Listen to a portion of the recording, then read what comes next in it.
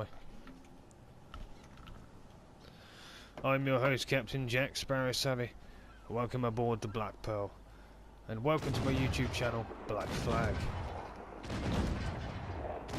I'm going to be covering a documentary on Blackbeard, the pirate, or Edward Teach, as many may have known him.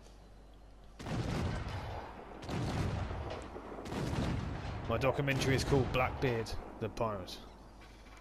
Edward Teach, or Edward Thatch, 1680 to 22nd November 1780, better known as Blackbeard, was an English pirate who operated around the West Indies and the eastern coast of Britain's North American colonies. Little is known about his early life, but he may have been a sailor on privateer ships during Queen Anne's War, before setting on Berringham Island, New Providence, a base for Captain Benjamin Hornigold, whose crew Teach joined around 1716. Hornigold placed him in command of a sloop that he had captured, and the two engaged in numerous acts of piracy. As you can see, piracy can be the right course. Their numbers were boosted by the addition to their fleet of 2 or more ships, one of which was commanded by Slade Bonnet, but Hornigold retired from piracy towards the end of 1717, taking the 2 vessels with him. Teach later captured a French merchant vessel, and he renamed her the Queen Anne's Revenge, and equipped her with 40 guns.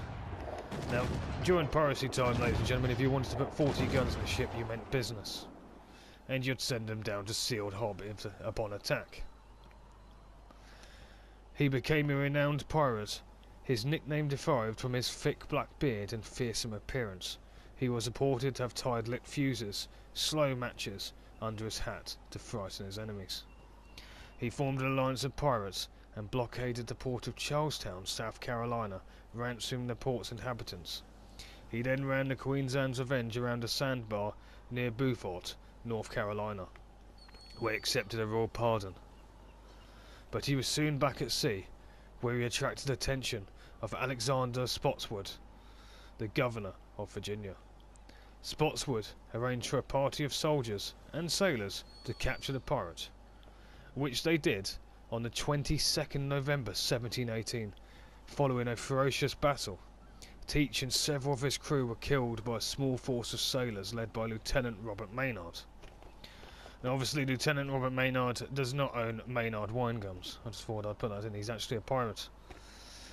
Teach was a shrewd and calculating leader who spored the use of force, relying instead on his fearsome image to elicit the response that he desired from those who he robbed. Contrary to the modern day picture of the traditional tyrannical pirate, he commanded his vessels with the consent of their crews. There is no known account of him ever having harmed or murdered those who he held captive.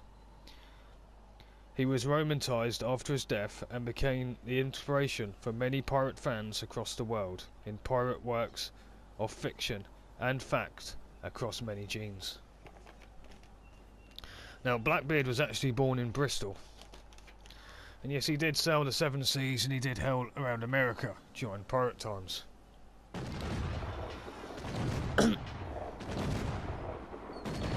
One of his parents was actually was Puerto Rican, which meant Blackbeard is actually half Puerto Rican. Or as legend would have it, that's what they say.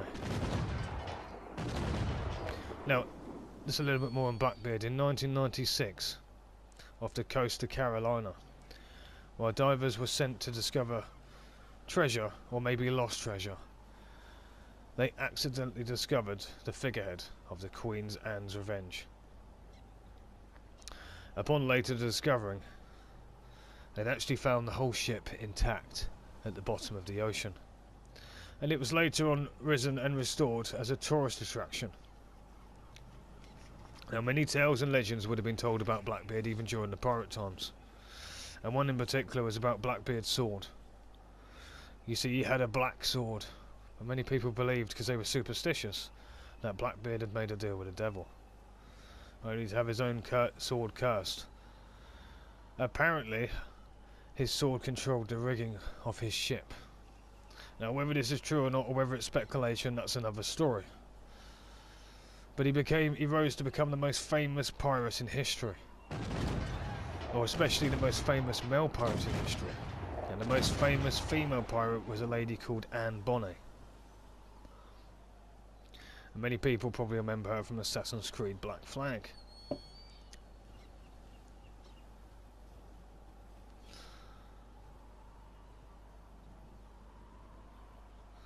But Blackbeard, you see, the name Blackbeard would send fear through his enemies, even shivers down their spines. Even to see the ship would send shivers down their spine, especially the Queen's Anne's Revenge.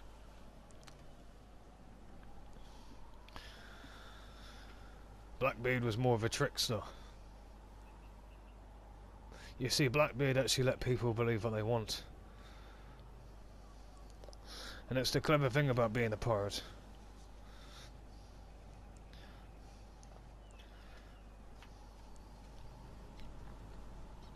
And Blackbeard made a name for himself. Many speculations stated he had separate second names, and Fat Teach or Fatch was neither his real second name. But many pirates during the piracy time, even during the time with the British colonies, when the British owned most of Jamaica and all their surrounding islands, so they kind of controlled piracy, if you want to look at that. So the history of pirates really went back to the British. You know, which rumour has it, when they did Pirates of the Caribbean, they actually looked into the British pirate history to get many of the facts. And piracy at the time was probably more fun. You got to command a ship, you got to have a crew, you got to plunder, pillage, and spill your Weasley black guts out. So being a pirate wasn't all bad. Sometimes it was fun and prosperous, and many pirates would retire early, or early on in their life.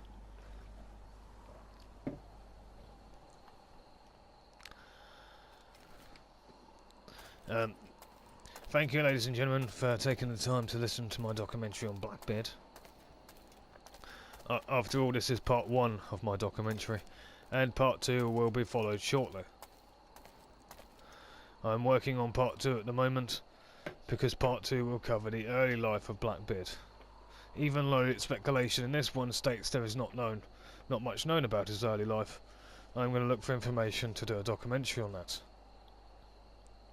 Hope you enjoyed, ladies and gentlemen. I've been your host, Captain Jack Sparrow. Please leave comments, keep them clean, and please subscribe if you haven't already. It's a pirate's life for us all, ladies and gentlemen. And I take my hat off to you all.